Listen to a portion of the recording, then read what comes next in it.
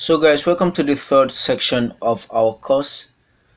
In this section, we're going to be looking at the user class, and we're also going to be creating the page that is going to display the profile or all the details of the users. And we're also going to add another functionality that will also make the user to edit their details and upload a profile picture. Okay, so then we're going to move on. Alright, so the first thing I'm going to do is to create a class, new folder, and I'm going to call this folder class. Okay, so this is going to host all our classes. So I'm going to create our first class, which is going to be user.php. So that should be .php. Save.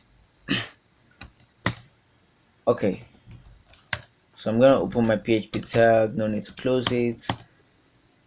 So I'm going to call the name of class user. So this is how you define a class, and like I said, you should be able to do this. Okay, so class user, and we're going to have some private variables. So the first one is going to be our connection to our database, and the next one is going to be our user. Okay, so let's have our first method.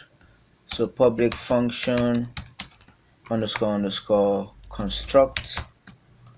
So this is the function that's going to be called anytime we instantiate this class. Okay, so it's going to take in our connection, and it's also going to take in the user. Okay, so these, now if you don't understand it for now, it's okay, just follow along because we're going to be using this often, so you're going to understand it along the way. Okay, so this the con is going to be equal to con. Okay, so the next thing we're going to do is SQL is going to be equal to MySql underscore query, and we're going to say okay, so we're going to pass in the connection, and we're going to select all from users, where the username is equal to the user variable. Okay, so then user, that should be this, this user is going to be equal to MySql underscore fetch underscore array, and we're going to pass in the SQL variable.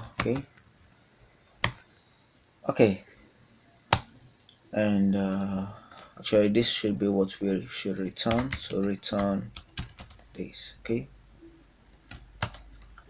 all right, so the first thing that we need to do is to create a public function, and we call this function get user name. So this is going to get the username of the current user that is being logged in. Okay, so I'm just going to return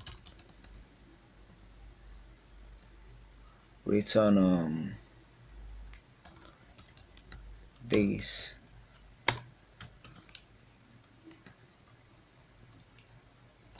You know what, I'll just say username is equal to this user, and we're going to pass in the username. Okay, and just return username.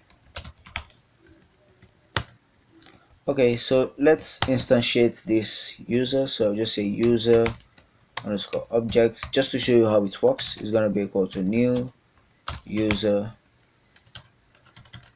or you know what, let's just instantiate it in the front page. Okay, so back to the admin where we have our header.php in our pages, and that should be this. Okay, and we're going to include our classes, and I guess the class is out of the administration area. Okay, so you just say class and user.php. Okay, so let's refresh, hopefully we get no errors. Refresh, and it seems no error. Okay, all right, so back to the let's go to the front page. Let's index the PHP. Okay, okay, so right on the under this row, let's try to see if we can instantiate the user. So user underscore obj is going to be equal to new user, and it's going to take in two parameters. One is going to be the connection to our database, so connection, and the next one is going to be the user that's being logged in, so $_ underscore, so $ user. Okay, I guess we already have that variable right here, user. Okay, what am I doing? Okay, so let's echo user object, and we're gonna get username. Okay, that's the method that we created right here. Okay, so get username. So let's try that out. So refresh, and you see we're getting the username of Caleb Chibike. Okay, so this is the guy that's being logged in, so we're grabbing the username. Okay, so in the next lecture we're going to work on the rest. I'll see you then. Bye.